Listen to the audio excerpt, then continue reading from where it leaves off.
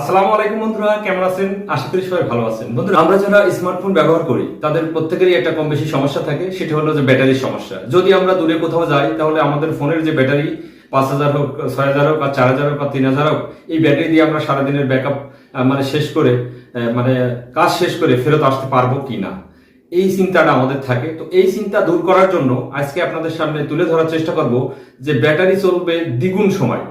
স্মার্টফোনের battery backup বাড়ানোর কিছু মৌলিক টিপস আছে বা পরীক্ষিত টিপস বলতে পারেন। এই টিপসগুলো আছে, এই টিপসগুলো নিয়ে আজকে আপনাদের সামনে আলোচনা করব। তার আগে অনুরোধ করবো বন্ধুরা, আপনারা যারা এখনো আমার চ্যানেলটি সাবস্ক্রাইব করেননি তারা অবশ্যই চ্যানেলটি সাবস্ক্রাইব করবেন এবং ভিডিওটি একটি লাইক দিয়ে দেবেন, ভিডিওটি বন্ধুদের মধ্যে শেয়ার করবেন। ও হ্যাঁ, আমার কিন্তু ফেসবুকে একটা পেজ আছে, নতুন শুরু করেছি। এই পেজটিতে আপনারা ফলো দিয়ে রাখবেন, তাহলে এরকম ভাবে নিত্য প্রয়োজনীয় যে ভিডিওগুলো জানা দরকার, মোবাইলের রিভিউ, মোবাইল সংক্রান্ত রিলেটেড যত ধরনের টিপস আছে, আমার সাধ্য মতো আমি আপনাদের সামনে প্রেজেন্ট করার চেষ্টা করব। তো চলুন আমরা সরাসরি আলোচনায় চলে যাই যে স্মার্টফোনের ব্যাটারির কিভাবে ব্যাকআপটাকে দ্বিগুণ করা যায়। প্রকৃতপক্ষে দ্বিগুণ আসলে হয় না, কিছুটা সময় বাড়িয়ে নেওয়া যায়।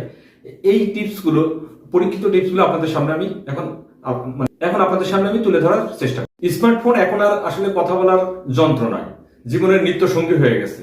তবে যতই দামি বা উন্নত মানের ফোন হোক না কেন, ব্যাটারির ব্যাকআপ যদি ভালো না হয়, ব্যাটারি ব্যবহারকারীর ভোগান্তির শেষ থাকে না। অনেকেরই অভিযোগ করেন যে ফুল চার্জ দিলেও সারাদিন চলে না, অথচ কিছু সহজ নিয়ম মানলে কিন্তু আপনার ব্যাটারির আয়ুকাল 1.5 থেকে 2 ঘন্টা বাড়িয়ে নিতে পারবেন। এটা ফোনের উপরে ডিপেন্ড করে, ফোনের বয়সের উপরে ডিপেন্ড করে না, আমাকে আবার ভুল বুঝবেন না।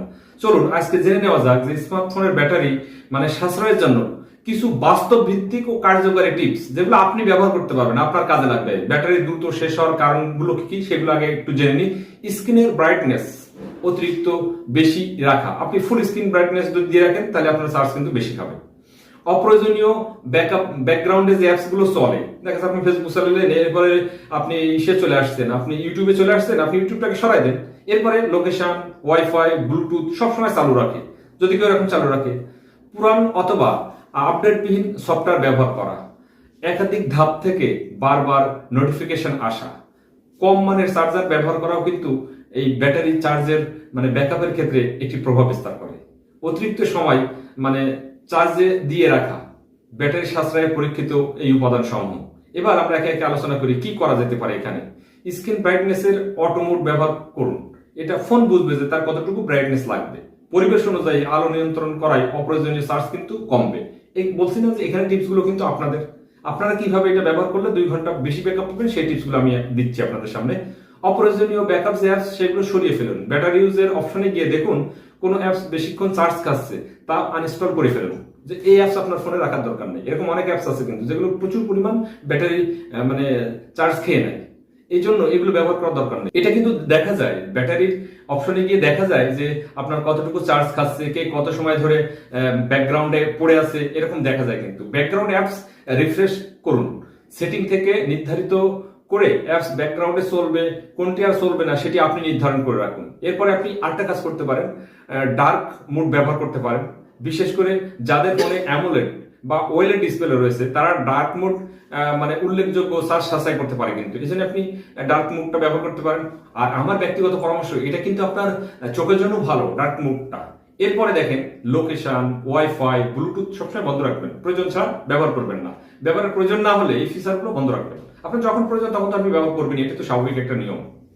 কিন্তু অপ্রয়োজনীয় ব্যবহার করবেন না, দিয়ে রাখবেন না, তাইলে কি হবে, আপনার ব্যাটারির উপর প্রভাব পড়বে, ব্যাটারি চার্জ কিন্তু বেশি খেয়ে। এরপরে আমরা অনেকেই বুঝি না, আবার অনেকেই বুঝি, সফটওয়্যার কিন্তু নিত্য নতুন বা প্রতিনিয়ত আপডেট হচ্ছে। এই নিয়মিত সফটওয়্যার আপডেট করবেন। নতুন ভার্সনগুলো ব্যাটারি সাশ্রয়ের জন্য অপশন বেশি থাকে। চার্জ দেওয়ার সময় কিছু গুরুত্বপূর্ণ অভ্যাস, ভালো ব্র্যান্ডের চার্জার ব্যবহার করবেন, তাহলে আপনি উপকৃত হবেন।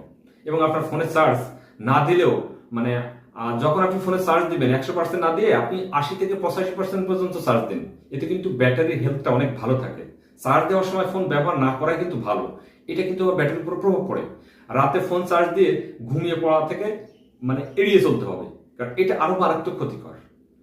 সংক্ষেপে যদি আরো কিছু জরুরি পরামর্শ দেই তাহলে এভাবে বলতে পারি যে স্ক্রিন টাইম আউট 30 সেকেন্ড করে রাখুন। অনেকের আছে 1 মিনিট বা আরো বেশি সময়। হোম স্ক্রিন লাইভ ওয়ালপেপার ব্যবহার করার কোনো প্রয়োজন নেই, এটা আননেসেসারি। আপনার ব্যাটারি বেশি খায়, সেটের উপর একটা বাড়তি চাপ তৈরি করে। দরকার ছাড়া মানে মোবাইল ডাটা চালু রাখবেন না, ব্যাটারি সেভার মোড ব্যবহার করুন।